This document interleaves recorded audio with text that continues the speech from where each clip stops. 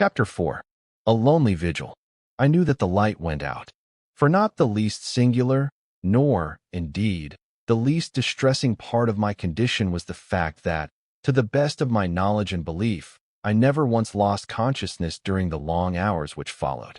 I was aware of the extinction of the lamp, and of the black darkness which ensued. I heard a rustling sound, as if the man in the bed was settling himself between the sheets. Then all was still, and throughout that interminable night I remained, my brain awake, my body dead, waiting, watching, for the day. What had happened to me I could not guess. That I probably wore some of the external evidences of death my instinct told me. I knew I did. Paradoxical though it may sound, I felt as a man might feel who had actually died, as, in moments of speculation, in the days gone by, I had imagined it as quite possible that he would feel.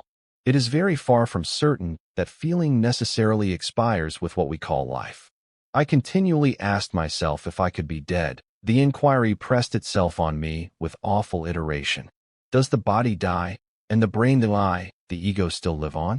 God only knows. But then, the agony of the thought. The hours passed. By slow degrees, the silence was eclipsed. Sounds of traffic, of hurrying footsteps, life, were ushers of the morn. Outside the windows sparrows twittered, a cat mewed, a dog barked, there was the clatter of a milk can. Shafts of light stole past the blind, increasing in intensity. It still rained. Now and again it pattered against the pane. The wind must have shifted, because, for the first time, there came, on a sudden, the clang of a distant clock striking the hour, 7. Then, with the interval of a lifetime between each chiming, 8, 9, 10. So far, in the room itself there had not been a sound. When the clock had struck 10, as it seemed to me, years ago, there came a rustling noise from the direction of the bed. Feet stepped upon the floor, moving towards where I was lying. It was, of course, now broad day, and I, presently, perceived that a figure, clad in some queer-colored garment, was standing at my side, looking down at me. It stooped, then knelt. My only covering was unceremoniously thrown from off me, so that I lay there in my nakedness. Fingers prodded me then and there, as if I had been some beast ready for the butcher's stall. A face looked into mine, and, in front of me, were those dreadful eyes. Then, whether I was dead or living, I said to myself that this could be nothing human. Nothing fashioned in God's image could wear such a shape as that. Fingers were pressed into my cheeks. They were thrust into my mouth. They touched my staring eyes, shut my eyelids, then opened them again. And horror of horrors, the blubber lips were pressed to mine. The soul of something evil entered into me in the guise of a kiss. Then this travesty of manhood reascended to his feet, and said, whether speaking to me or to himself I could not tell, "Dead, dead, as good as dead, and better. We'll have him buried." He moved away from me. I heard a door open and shut, and knew that he was gone. And he continued gone throughout the day. I had no actual knowledge of his issuing out into the street, but he must have done so, because the house appeared deserted. What had become of the dreadful creature of the night before I could not guess. My first fear was that he had left it behind him in the room with me. It might be, as a sort of watchdog. But, as the minutes and the hours passed, and there was still no sign or sound of anything living, I concluded that, if the thing was there, it was, possibly, as helpless as myself, and that during its owner's absence, at any rate, I had nothing to fear from its too pressing attentions.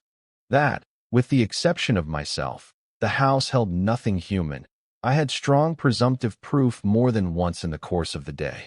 Several times, both in the morning and the afternoon, people without endeavored to attract the attention of whoever was within. Vehicles, probably tradesmen's carts, drew up in front, their stopping being followed by more or less assiduous assaults upon the knocker and the bell. But in every case their appeals remained unheeded. Whatever it was they wanted, they had to go unsatisfied away. Lying there, torpid, with nothing to do but listen, I was, possibly, struck by very little, but it did occur to me that one among the callers was more persistent than the rest. The distant clock had just struck noon when I heard the gate open, and someone approached the front door. Since nothing but silence followed, I supposed that the occupant of the place had returned and had chosen to do so as silently as he had gone. Presently, however, there came from the doorstep a slight but peculiar call, as if a rat was squeaking. It was repeated 3 times, and then there was the sound of footsteps quietly retreating and the gate reclosing. Between 1 and 2 the caller came again. There was a repetition of the same signal. That it was a signal I did not doubt, followed by the same retreat. About 3 the mysterious visitant returned. The signal was repeated, and, when there was no response, fingers tapped softly against the panels of the front door. When there was still no answer, footsteps stole softly round the side of the house, and there came the signal from the rear, and then, again, tapping of fingers against what was, apparently, the back door. No notice being taken of these various proceedings, the footsteps returned the way they went, and, as before, the gate was closed. Shortly after darkness had fallen, this assiduous caller returned, to make a 4th and more resolute attempt to call attention to his presence. From the peculiar character of his maneuvers, it seemed that he suspected that whoever was within had particular reasons for ignoring him without. He went through the familiar pantomime of the 3 squeaky calls both at the front door and the back, followed by the tapping of the fingers on the panels. This time, however, he also tried the window panes. I could hear, quite distinctly, the clear, yet distinct, noise of what seemed like knuckles rapping against the windows behind. Disappointed there, he renewed his efforts at the front. The curiously quiet footsteps came round the house, to pause before the window of the room in which I lay, and then something singular occurred. While I waited for the tapping, there came, instead, the sound of someone or something scrambling on to the window sill, as if some creature, unable to reach the window from the ground, was endeavoring to gain the vantage of the sill. Some ungainly creature, unskilled in surmounting such an obstacle as a perpendicular brick wall. There was the noise of what seemed to be the scratching of claws, as if it experienced considerable difficulty in obtaining a hold on the unyielding surface. What kind of creature it was I could not think. I was astonished to find that it was a creature at all. I had taken it for granted that the persevering visitor was either a woman or a man. If, however, as now seemed likely, it was some sort of animal, the fact explained the squeaking sounds, though what, except a rat, did squeak like that was more than I could say, and the absence of any knocking or ringing. Whatever it was, it had gained the summit of its desires, the window sill. It panted as if its efforts at climbing had made it short of breath. Then began the tapping. In the light of my new discovery, I perceived, clearly enough, that the tapping was hardly that which was likely to be the product of human fingers. It was sharp and definite, rather resembling the striking of the point of a nail against the glass. It was not loud, but in time it continued with much persistency. It became plainly vicious. It was accompanied by what I can only describe as the most extraordinary noises. There were squeaks, growing angrier and shriller as the minutes passed, what seemed like gaspings for breath, and a peculiar buzzing sound like, yet unlike, the purring of a cat. The creature's resentment at its want of success in attracting attention was unmistakable. The tapping became like the clattering of hailstones. It kept up a continuous noise with its cries and pantings. There was the sound as of some large body being rubbed against the glass, as if it were extending itself against the window, and endeavoring, by force of pressure, to gain an entrance through the pane. So violent did its contortions become that I momentarily anticipated the yielding of the glass, and the excited assailant coming crashing through. Considerably to my relief, the window proved more impregnable than seemed at one time likely. The stolid resistance proved, in the end, to be too much either for its endurance or its patience. Just as I was looking for some fresh manifestation of fury, it seemed rather to tumble than to spring off the sill. Then came, once more, the same sound of quietly retreating footsteps, and what, under the circumstances, seemed odder still, the same closing of the gate. During the 2 or 3 hours which immediately ensued, nothing happened at all out of the way, and then took place the most surprising incident of all. The clock had struck 10 some time before.